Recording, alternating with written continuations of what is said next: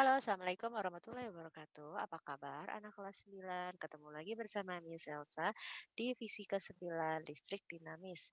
Hari ini kita akan membahas tentang hukum Kirchhoff. Setelah terakhir kemarin kita membahas hukum Ohm.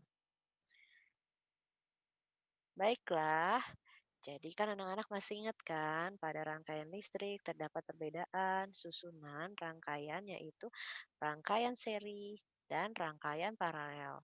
Nah, pada rangkaian seri, bisa saya ingetin lagi ya, memiliki susunan yang sederhana, tidak memiliki percabangan kabel di antara beban atau sumber tegangan yang terpasang. Jadi lurus aja yang rangkaiannya. Tapi kalau rangkaian paralel, dia terdapat percabangan kabel di antara beban atau tegangan yang terpasang. Nah, hari ini kita akan membahas gimana sih suatu rangkaian yang banyak banget kabelnya, terus bercabang-cabang, itu kita hitung berapa kuat arusnya, seperti itu. Tapi sebelumnya, misalnya harus ingetin lagi nih, tentang materi yang lalu. Jadi, rangkaian seri ini kan arus listriknya, memiliki, kuat arus listrik yang sama, yang mengalir pada setiap hambatan kan. Hal ini membuat satu titik pada rangkaian seri akan sama dengan titik yang lain. Jadi, mmm, arus listriknya itu jumlahnya I1 sama dengan I2 sama dengan I3. Ya, jadi I1, I2, I3 itu sama arus listriknya. Sedangkan rangkaian paralel karena dia punya cabang-cabang yang sama, nah dengan jumlah kuat yang masuk percabangannya itu berarti kuat arus listriknya itu I-nya sama dengan I1 ditambah I2 ditambah I3. Jika kamu sudah mengingat materi yang bisa saya sampaikan kemarin, kita akan bahas tentang hukum Kirchhoff, ya. Kan kamu udah ingat tuh yang seri sama paralel tadi. Nah, misalkan mengajak kamu berpikir lebih jauh lagi. Pernah nggak kamu memperhatikan rangkaian listrik di rumah kamu kan? Nah, mungkin kan terlihat rumit ya, karena banyak sekali kabel-kabel yang digunakan dalam instalasi rumah kamu. Kayak sebenarnya tuh ya kalau kamu bongkar atap kamu, kamu naik, nah itu tuh banyak banget tuh kabel-kabel berseliweran di atas atap untuk eh, membuat suatu rangkaian listrik agar lampu di rumah kamu nyala, agar listrik kamu di rumah menyala, dan akhirnya kehidupan kamu bisa berjalan. Rangkaian listrik yang dipasang di rumah itu kan memiliki titik percabangan. Untuk menentukan besarnya kuat arus listrik di masing-masing titik percabangan itu, kamu bisa menggunakan hukum Kirchhoff ini. Jadi seperti apa cara menentukannya? Check this out. Tapi sebelum itu, kamu harus mengenal dulu siapa sih penemu hukum Kirchhoff. Ya, ini adalah Bapak Gustav Robert Kirchhoff. Dia ilmuwan lulusan Universitas Albertus Königsberg. Ini berhasil merumuskan hukum rangkaian listrik pada tahun 1845. Hingga saat ini, hukum Kirchhoff ini banyak digunakan dalam rekayasa kelistrikan. Terdapat dua hukum Kirchhoff, ada hukum Kirchhoff 1 dan hukum Kirchhoff 2. Nah, apa sih perbedaannya? Namun, bisa saya mau mengajarkan kalian karena kalian masih SMP, hukum Kirchhoff 1 saja ya. Nah, hukum Kirchhoff 1. Nah, hukum Kirchhoff satunya dia bilangnya gini, nah, pada saat penemuan yang pertama. Menyatakan bahwa jumlah arus itu yang masuk dalam suatu percabangan dengan jumlah arus yang keluar pada percabangan itu pada suatu titik yang sama dengan nol. Ini kan ibaratnya gini ya tengah-tengahnya. Oleh karena itu, hukum ini biasa disebut sebagai hukum percabangan atau Kirchhoff Current Law. Berikut ilustrasinya ya. Jadi di sini ada satu titik sumber arus listriknya dan ini arus listrik yang mengalir dari cabang-cabang kabel gitu ya. Nah, berdasarkan ilustrasi ini nih bisa dirumuskan suatu rumus. Berarti jumlah arus listrik yang masuk sama dengan jumlah arus listrik yang keluar. Jumlah lihat yang tandanya masuk ya. Lihat di sini, yang masuk sama aja yang keluar gitu ya. Berarti I1, I3 ditambah I4 sama aja kayak I2 ditambah I5 gitu. Kuat arus merupakan jumlah muatan yang mengalir pada suatu penghantar dalam selang waktu tertentu, sehingga muatan listrik itu kan bersifat kekal. Artinya, muatan listrik yang masuk maupun keluar titik percabangan itu akan sama. Jadi, muatannya Q masuk sama Q keluar sama aja ya, tinggal diganti aja. Muatan atau arus listrik itu sama aja rumusnya. Kita next ya. Untuk lebih memudahkan kamu untuk memahami hukum Kirchhoff ini, kita membutuhkan sebuah soal, ya kan? Nah, lihat perhatiin nih soal nomor satu. Cabangnya kan ada 5. Nah, lihat nih arah masuknya. Berarti yang I masuknya itu ada I1, I3, sama I4 ya. Sedangkan yang keluarnya I2 sama I5. Kita ini ya. Nah, perhatikan pada gambar percabangan arus listrik berikut ini. Besar I4-nya adalah, nah, kan kita carinya I4-nya nih karena belum ketahuan. Tapi jangan lupa, kalau fisika itu kan harus diketahui, ditanya, dijawab sama kayak matematika. Tadi misal saya bilang, yang I masuknya tadi kan, kita nyari I masuk nih satu, ada yang ibaratnya ada yang belum ketemu.